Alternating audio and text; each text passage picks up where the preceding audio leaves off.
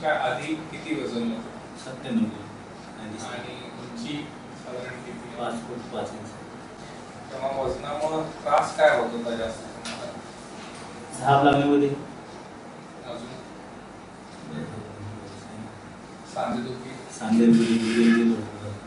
शुगरचं काय स्टेटस होतं? शुगर जास्त होती. त्यांच्या आधी तयारीबद्दल थोडं सांगता येईल तुम्हाला? आपण काय काय नॉर्मली सांभाळ लिक्विड लायब्ररी जे त्याच्यामुळे आहे त्यानंतर ऑपरेशनच्या नंतर साधारण तुम्ही 5 दिवस हॉस्पिटलमध्ये होता, त्याच्याबद्दल थोडं सांगता येईल? आपण 1 दिवस ICU मध्ये ठेवलं. दुखणं कितपत होतं तुम्हाला ऑपरेशन नंतर?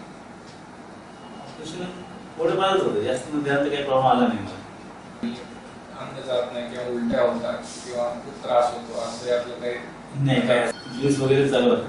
पहिले 15 दिवस लिक्विड ज्यूस सूप वगैरे असं चालू होतं. आणि त्यानंतर चहा वगैरे तर.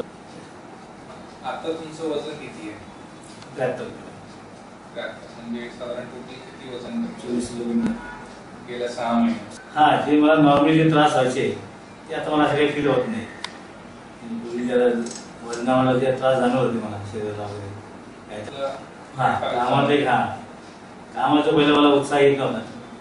असं जाऊ चला 11 वाजता जाऊ चला आता असं वाटत नाही. आता त्रास काय होता तुम्हाला म्हणजे ऑपरेशन रिलेटेड? काय नाही काही त्रास आहे काय तुम्हाला या ऑपरेशन किंवा याच्याबद्दल काय मत आहे तुमच्या सर्जरीबद्दल? नाही, योग्य ऑपरेशन झाल्याने मला खूप फील वाटतं, म्हणजे एकदम बरं वाटतं. सगळेच शरीर वगैरे व्यवस्थित आहे आणि फॉलोअप करताना मार्गदर्शन करताना सगळ्यांनी मला चांगलं मार्गदर्शन कमी स्टाफ पासून ते मोठ्या स्टाफ पण सगळ्यांनी केलं असं मला तर काही जाणवत नाही की. Mostly, we have operated him about 6 months ago. His weight was about 97 kgs pre-operatively, and he's lost about 24 kgs till now.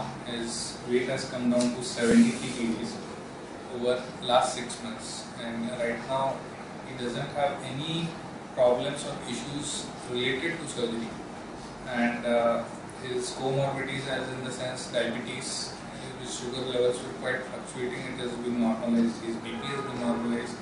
His dyspnea and exertion and joint pains have reduced. And overall, his satisfaction with this kind of surgery seems to be very good.